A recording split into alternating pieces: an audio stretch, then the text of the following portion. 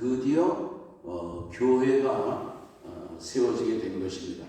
또 성령 강림, 오순절 성령 강림을 통해서 이제 교회가 탄생이 되었는데, 우리 그 구약 성경에 보면은 이스라엘 사람들은 안식일을 지켰거든요. 안식일. 유대교와 기독교의 차이점이 뭐냐? 유대교는 안식일을 지킵니다. 안식일. 오늘날 토요일이거든요. 지금도 유대교인들은 안식일을 지키거든요. 그러나 예수님이 부활하신 안식 후 첫날이 오늘날 주일이거든요. 이 그 주일을 우리가 이제 지키는 그런 이유가 예수님이 부활하셨기 때문에. 그래서 우리들은 이 주일날 모여서 예배를 드리게 되는 것이고, 그래서 주일을 예배 드리며 경배하는 우리 기독교가 탄생이 되었다, 그렇게 볼 수가 있는 것입니다. 우리가 성경을 보면은 마태복음에 보면은 그 산상수훈이 나오거든요. 다른 복음서에는 없어요. 또 누가복음을 보면은 이제 뭐 돌아온 탕자라든지 선한 사마리아 사람의 그 스토리, 이런 거는 다른 복음서에는 없거든요. 요한복음에 이제 볼 것 같으면은 니고데모라고 하는 사람을 이제 만나는 그런 얘기도 나오고 그러는데, 복음서에서 예수님의 십자가와 부활의 기록은 사복음서가 전부 나오고 있는 것입니다.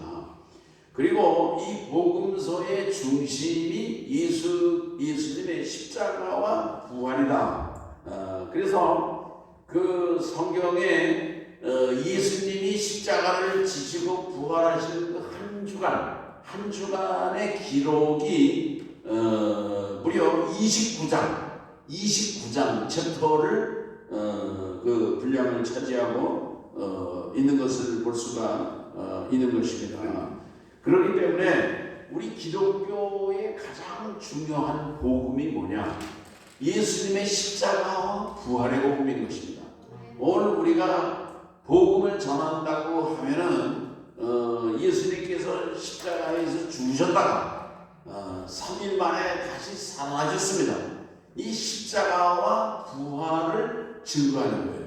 예수님의 제자들도 그 예수님이 이제 죽으시는 건 전혀 생각 못했거든요. 그리고 예수님이 체포되고 죽으실 때 다 도망을 갔던 것입니다. 다 도망가고 다 숨고 다 그 고기 잡으러 가고 옛날로다가 다시 돌아갔지요. 그러나 그들이 부활하신 예수님을 만난 다음에 그들은 죽음도 두려워하지 않는 부활의 증인으로 살게 된 것입니다. 오늘 여기 말씀은 예수님이 이제 부활하셨는데 오늘 여기 보면은 그 여인들이 이제 예수님에게 향품을 가지고 이제 가는 그런 장면이죠. 근데 천사가 나타나가지고서 예수님은 부활하셨다, 그리고 이미 갈릴리로 가셨다고 하는 그런 이제 말씀을 천사가 증거해주고 있는 것입니다. 누가복음 24장 5절에 볼 것 같으면 어찌하여 산자를 죽은 자 가운데서 찾느냐, 그렇게 오히려 그 책망하는 그런 말씀이 있는 거예요. 그래서 우리 기독교는 부활의 종교입니다. 부활의 종교. 이 부활은요 다른 종교에는 없어요. 뭐 불교라든지 뭐 어디 뭐 다른 종교, 오늘날 종교 다원주의라고 하는 그 다원주의자들이 있거든요. 우리 신학교에도 가면은 종교 다원주의를 가르치는 그런 신학자들이 있어요. 이 종교 다원주의가 뭐냐면은 뭐 불교나 뭐 기독교나 유교나 뭐 다 이제 하나라는 거예요. 예? 불교는 인, 그게 자비죠, 자비. 유교는 인, 이런 게 다 기독교의 사랑과 결국은 다 이렇게 만나는 거다. 그런 면에서 다 이렇게 막 종교는 다 이렇게 도덕성을 지향하는 윤리적인 측면에서 그저 하나다 그렇게 얘기를 하는 거예요. 그러나 우리 기독교의 분명한 특징이 뭐냐면 부활인 것입니다. 예수님이 부활하셨다고 하는 사실입니다. 그래서 고린도전서 15장을 부활장이라고 그러는데 사도 바울은 고린도전서 15장 14절에 만일 부활이 없다면 우리가 전하는 것도 헛된 것이고 또 너희 믿음도 헛된 것이다. 또 우리가 하나님의 거짓 증인으로 발견될 것이다. 너희가 여전히 죄 가운데 있을 것이고 사기꾼이 되고 만다. 그렇게 말씀을 했던 것입니다. 아멘. 우리 인간의 근본적인 문제가 무엇입니까? 죽음이거든요. 죽음. 이 죽음을 극복할 수가 없는 거예요. 그러나 이 예수 그리스도의 부활은 인간의 근본적인 그 죽음의 문제를 해결하시는 것이 예수 그리스도의 부활이다. 그런 말씀인 거예요. 아멘. 그래서 유명한 빌리 그레이먼 그런 얘기를 했어요. 우리가 만일 영생 얻는 것에 실패한다면 우리 생이 아무리 위대하다 할지라도 지금 실패의 삶을 살고 있다. 아무리 돈을 많이 벌고 아무리 권력을 얻고 명예를 얻고 찬란한 인생을 사는 것 같아도 결국은 영생을 얻지 못하는 인생은 실패한 인생이다. 그런 말씀인 것입니다. 많은 사람들이 예수님이 과연 정말 진실로 부활하셨을까? 그렇게 이제 의문점을 가지고 있는데 그 수천 명의 신학자들이 예수님의 부활을 연구했어요. 그런데 예수님의 부활이 사실이라고 하는 그런 이유를 증거를 7가지로다가 얘기를 했는데 첫 번째는 뭐냐면은 대제사장들이 예수님을 십자가에 못 박아 죽이는 일을 했거든요. 근데 대제사장의 경비병들, 무덤을 지키고 이런 경비병들이 예수님이 부활했다고 공식 보고를 했던 것입니다.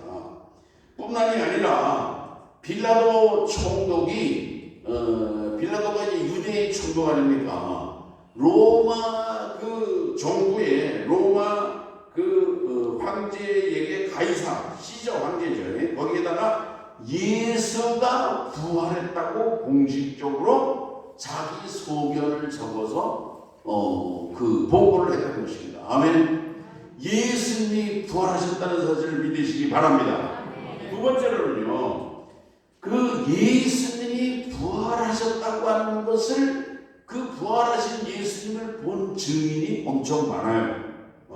부활장이라고 하는 고린도전서 15장에 보면은 한꺼번에 예수님의 부활을 500명이나 되는 사람들이 그 목격한 그런 기록이 나오고 있는 것입니다. 한두 명이 아니에요. 5명, 10명이 아니고 500명이나 예수님의 부활을 목격했다 그런 말씀이에요. 아멘. 그 다음에 이제 세 번째로는 이 예수님의 부활을 목격한 사람들의 그 얘기가 구체적입니다. 생생하고 그 부활하신 예수님과 같이 생선을 먹고 떡을 떼고 이야기를 나누고 부활 손을 만져보고 터치하고 말이죠. 옆구리에도 넣고 그리고 이제 문을 장관했거든요. 문을 장관하는데 부활하신 예수께서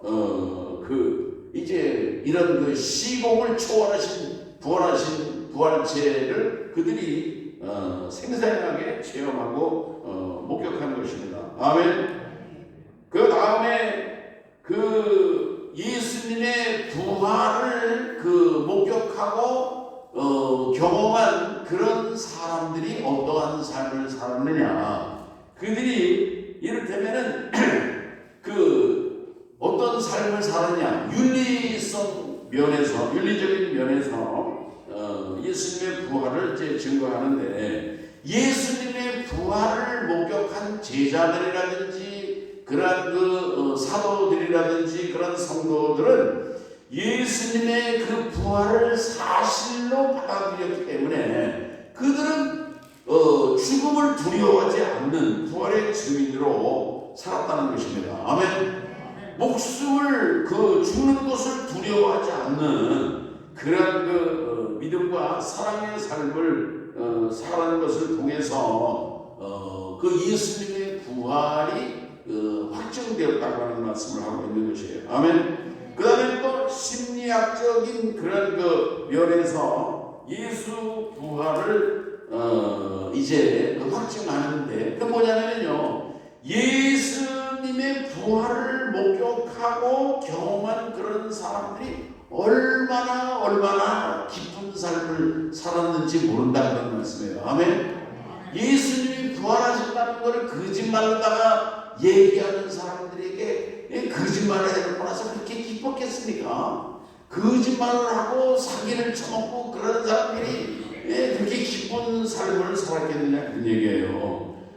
찬송하고 그들은 죽음도 두려워하지 않고 예수 부활을 증거하다가 순교하고 그런 스데반의 얼굴도 보면은 죽을 때에 돌에 맞아 죽으면서도 그 얼굴이 천사의 얼굴과 같았다고 증거하고 있는 것입니다. 아멘. 또 사역적인 면에서 예수님이 부활을 하신 이후에 드디어 전에는 안식일을 지켰거든요.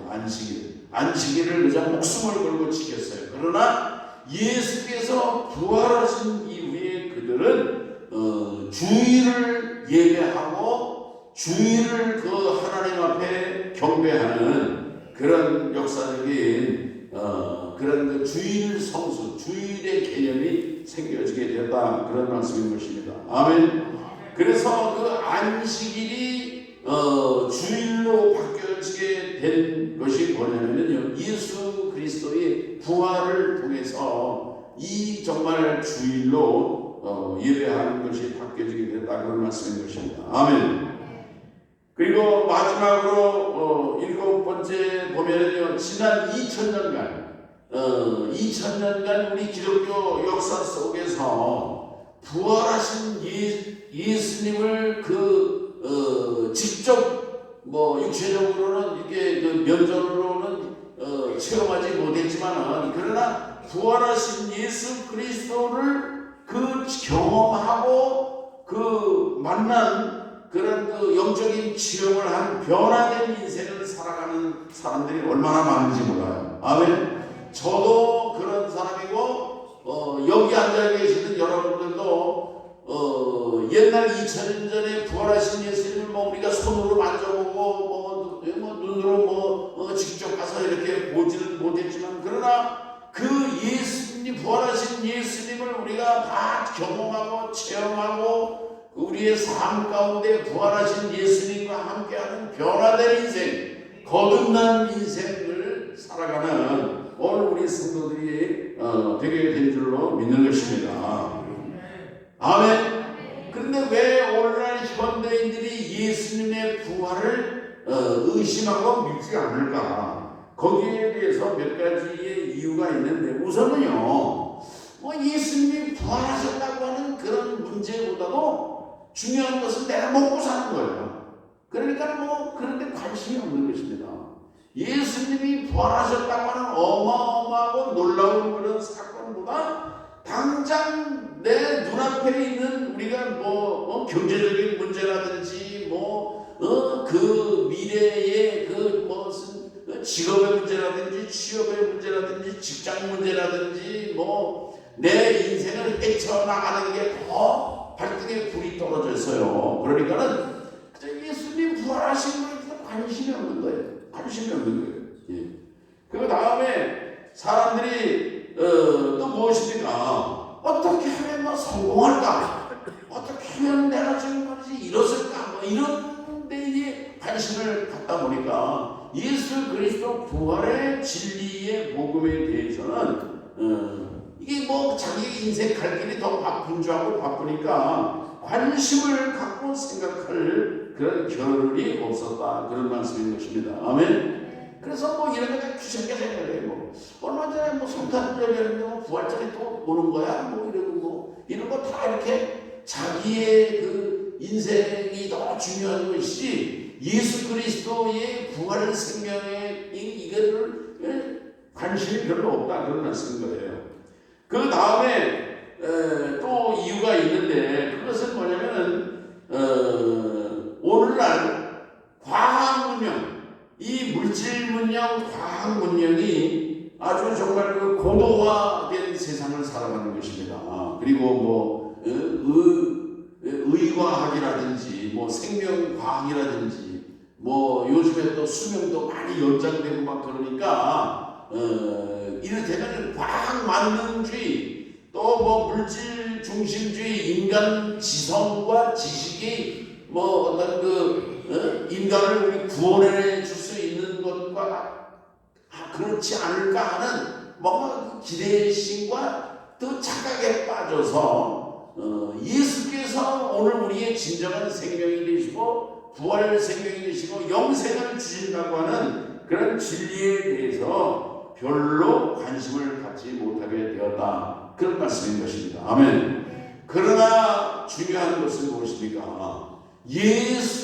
부활하신 예수 부활 생명이 오늘 우리의 삶 가운데 체험되어질 때에 부활하신 예수 생명을 가지고 오늘 우리의 인생을 살아가게 될 때에 오늘 우리의 삶은 변화되고 달라진 삶을 살아갈 수 있게 되는 것입니다. 베드로라고 하는 그 예수님의 제자를 예로 들어볼 것 같으면요, 누가복음 5장에 보면은요, 그 베드로가 갈릴리 바다에서 예수님을 처음 만나는 장면이 나와요. 그런데 이 베드로가 그 갈릴리 바다에서 고기를 잡는 어부거든요. 근데 밤새도록 고기를 잡았는데 고기를 못 잡았어요. 한 마리도 못 잡았어요. 근데 이 베드로는 갈릴리 바다에 대해서는 아주 전문가입니다. 뭐 어디에 고기가 있고 어디 가면 뭐 무슨 고기가 있고 뻔해요. 근데 못 잡았어요. 근데 예수님이 오셔가지고 뭐라고 그랬냐면은 저 깊은 데에 가가지고 그물을 내리라고. 근데 고기는 뭐 깊은 데 가서 있는 게 아니거든요. 고기는요. 근데 베드로가 그게 뭐 말도 안 되는 소리라고 자기는 알고 있죠. 베드로는. 그렇지만은 뭐라고 그래요? 말씀에 의지해서 그물을 내겠습니다. 그래가지고 깊은 데로 가가지고서 그물을 내렸어요. 그랬더니만은 그 고기가 많이 잡히는 겁니다. 많이 잡혀가지고 성경에 보면은 그물이 찢어졌어요. 그물이 찢어질 정도로다가 그렇게 많이 잡히게 되거든요. 그래서 이 베드로가 그 예수님의 제자가 되는 것입니다. 그리고 예수님의 제자가 되고 수제자가 됐어요. 인정받는 제자가 되었다 그런 얘기예요. 그런데 그 나중에 베드로가 어떻게 됐냐면요, 나중에는요 예수님을 모른다고 부인하고 부정하는 조그만 그 여자의 계집 종이라고 그러지 않습니까? 그 여자의 앞에서 이 수제자 베드로가 모른다고, 내가 뭐 손가락에 장을 치면 모른다고, 진짜 모른다니까 말이지. 그러면서 3번이나 부인했다 그런 얘기예요. 결국은 베드로가 실패자가 된 것입니다. 실패자가 된 거예요. 자, 그런데 보세요. 요한복음 21장에 예수님이 부활하셨거든요.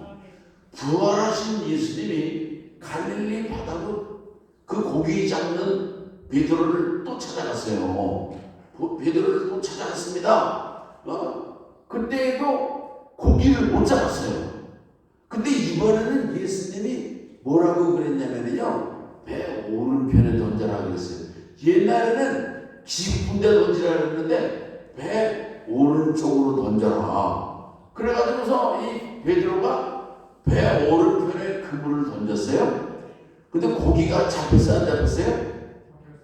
고기가 잡혔어요. 몇 마리가 잡혔느냐면은 153번이가 잡힌 것입니다. 그래서 모나미 그 사장이 은혜를 받고서 모나미 153이라고 하는 볼펜을 이제 만들었죠. 뭐 그 사람은 지금 다 송신대에 돌아가시고 이제 그랬는데 그 153마리 고기가 잡혔는데 그물이 찢어지지 않았어요. 먼저 거는 그물이 찢어졌거든요. 그러나 부활하신 예수님을 만난 그런 베드로는 그물이 뜯어지지 않는, 이게 하나의 상징적이지만은 그러나 그 부활하신 예수님을 만난 베드로의 인생이 어떻게 되었습니까? 실패하지 않는 인생이 되었다고 하는 그런 교훈이 우리에게 주고 있는 것입니다. 그리고 예수님께서 베드로에게 뭐라고 그랬냐면은 네가 나를 사랑하느냐? 3번이나 물어보잖아요. 3번이나. 근데 베드로는 옛날 같으면은 사랑합니다. 뭐 목소리 높여가지고 뭐 나 말고 당신 누가 사랑하냐고 막 그랬을 텐데 베드로는요 사랑한다는 말을 못하는 거예요. 부끄럽잖아요. 내가 주님을 사랑한다는 말을 못하지만 그러나 주님이 내 마음을 아시지 않습니까? 그러잖아요. 주님이 내 마음을 아시지 않습니까? 내가 주님을 사랑하는 거 주님이 아시지 않습니까? 3번이나 3번. 그때 예수님께서 사명을 주시는 것입니다. 내 양을 먹여라. 내 양을 쳐. 내 어린 양을 먹여라. 그리고 베드로가 부활하신 예수님을 만난 이후에 그의 인생이 완전히 달라집니다. 완전히 달라진 거예요.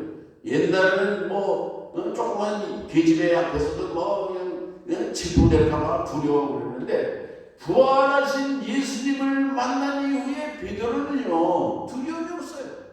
공포로부터 해방된 줄로 믿습니다. 권력에 무슨 뭐 압박이라든지 뭐 이런 거 두려워하지 않는 그런 베드로가 되었다 그런 얘기예요. 오늘 우리들의 인생도 마찬가지입니다. 부활하신 예수님을 우리가 만나면요 부활하신 예수 그리스도의 생명이 내 안에 들어오시면은요 오늘 우리들의 이 세상이 두렵잖아. 먹고 사는 문제 때문에 두렵잖아. 그저 자기 조그만 이익을 위해서 이렇게 뭐 불의와 결탁하고 그러지 않아요. 여러분 부활하신 예수님을 만나면요 이 세상을 이기고 죄를 이기고 오늘 우리의 어떤 어려움이 있고 어떤 태산과 같은 문제가 있고 걱정스러운 일이 있어도 예수 부활의 능력으로 믿음으로 승리하는 인생을 살게 된다고 하는 사실을 믿으시기 바랍니다. 예수님은 부활하셨습니다. 예수 부활의 생명이 사망 권세에 이기시고 돌 무덤을 박차고 나오신 예수 부활의 능력이 오늘 우리 성도님들에게 함께 하시기를 바랍니다. 오늘 우리 인생의 모든 무거운 문제 어떤 문제라고 할지라도 예수 부활의 능력으로 오늘 우리가 이겨 나갈 수가 있는 것입니다. 이런 승리자의 삶을 사시고 예수 부활의 증인된 삶을 사시기를 주님의 이름으로 축원합니다.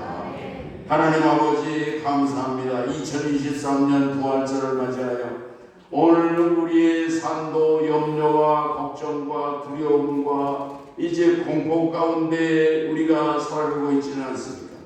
예수 부활의 생명과 사망 것을 이기시고 정말 승리하신 예수의 능력으로 오늘 우리의 인생과 오늘 우리의 현재와 오늘 우리의 미래도 이제 정말 헤쳐가며 승리하는 우리 믿음의 성도가 되게 도와주시옵시고 예수 부활의 생명과 능력으로 죄를 이기고 정말 모든 세상을 이기고 정말 예수 부활의 증인으로 승리하는 그런 성도와 교회가 되게 하여 주시옵소서. 예수님의 이름으로 기도합니다. 아멘.